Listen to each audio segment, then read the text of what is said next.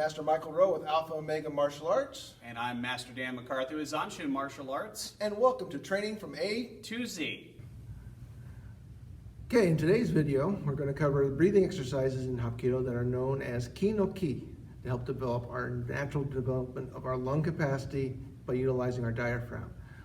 Today's exercises will basically be in the four major directions of up, down, side, and forward. So in Ki Nok Ki, what we're trying to exercise is our diaphragm. In ancient Akai Jiu-Jitsu or other Akai arts that involve harmony and coordination, there was a lot of mystical concepts regarding what was known as simply as breathing. The more oxygen we get in the system, going into our lungs, going out with carbon dioxide, allows for quicker recovery times, allows for longer performance. We have to have fuel, we have to have oxygen. If you don't, you get a lot of, and people turn red in the face. It happens too soon because you're not getting enough oxygen. Most of us don't use our lungs very well once we start reaching adulthood. Babies use it really well. Anyone who's been a parent will tell you that the kid cries and cries and cries and cries, and it seems like it was only one breath because they use all their lungs. They don't think about taking a short breathing, what we call chest breathing. So to do this, to get good oxygen, we have to develop the diaphragm. The diaphragm is forced with exercising, breathing exercises. Ki Nok Ki is both a breathing exercise and a key intention exercise.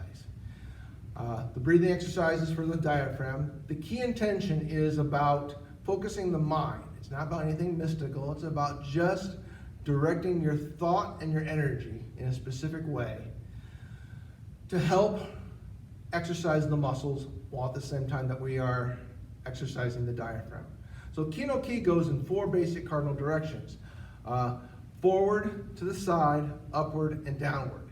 Now one of the things that we're working on is two things. We're working on a tension in our abdominal region, as well as dynamic tension in our arms and hands.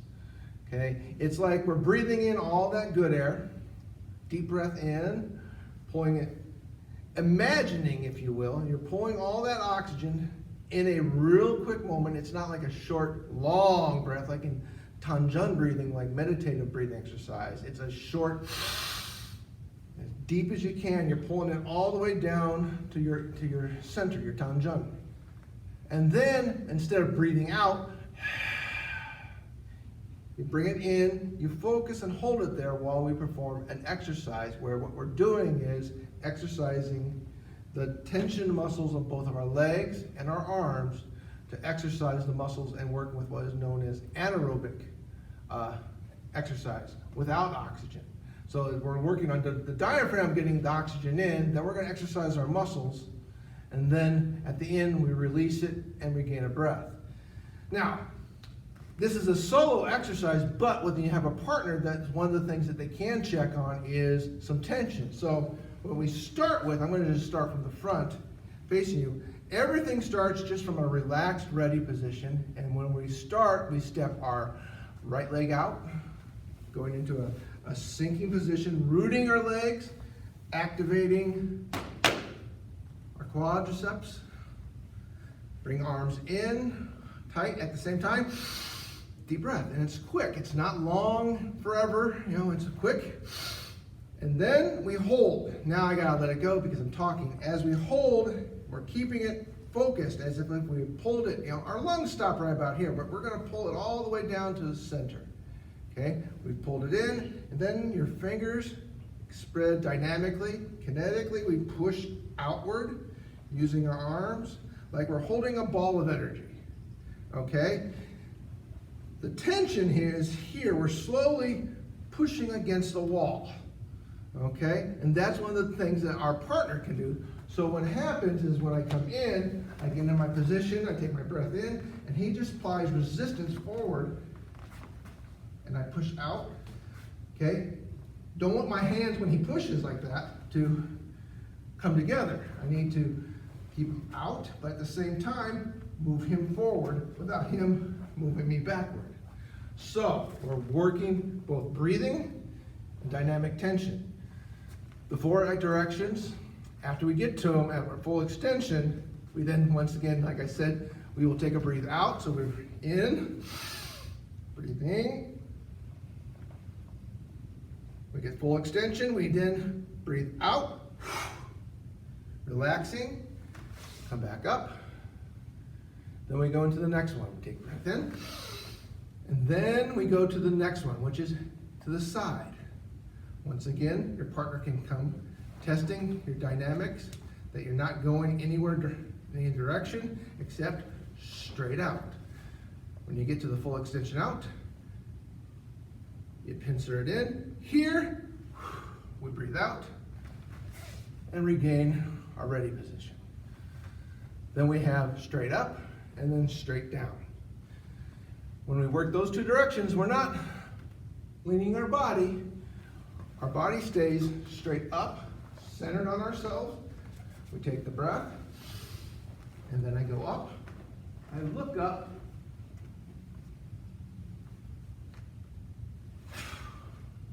And back up. And then the same thing going down. Breathe in. And here it's like pushing a ball of air underwater.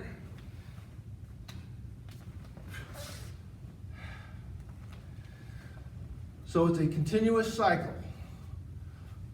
Forward, to the side, upward, downward, one after another. You take a breath for each one of them. So we're going to just do a real quick cycle of these 4 exercises. So, ready position. Remember, we step our right leg out. Breathe in. Forward, apero.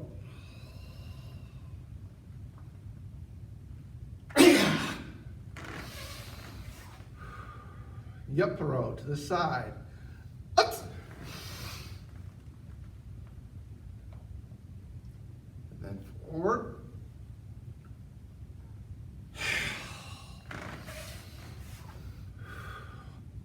Wiro, up. Up.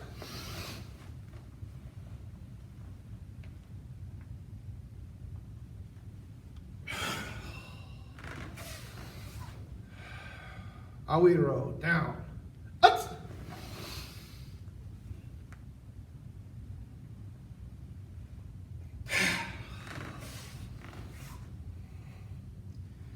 And that is Ki Nok Ki exercise.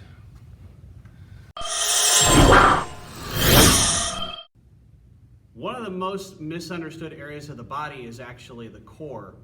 And what most of us don't realize about the core is that it extends beyond what we call the abs or the rectus abdominis, the muscles that go up and down here. That when you think about the 6-pack, that's what you're really thinking about. The diaphragm, as Grandmaster Rowe is talking about, is actually one of your core muscles.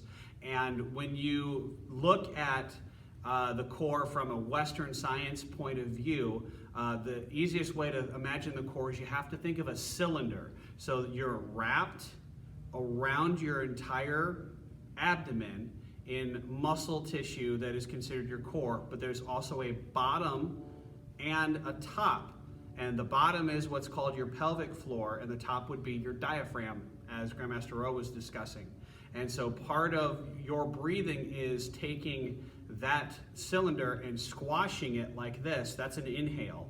Your lungs sit on top of the diaphragm, so it comes down like this and air comes into the lungs. And then the outside, this part of the cylinder squeezes it to breathe back out. So it's very important for you to understand how much diaphragmatic breathing really matters, not just for martial arts, but for overall health.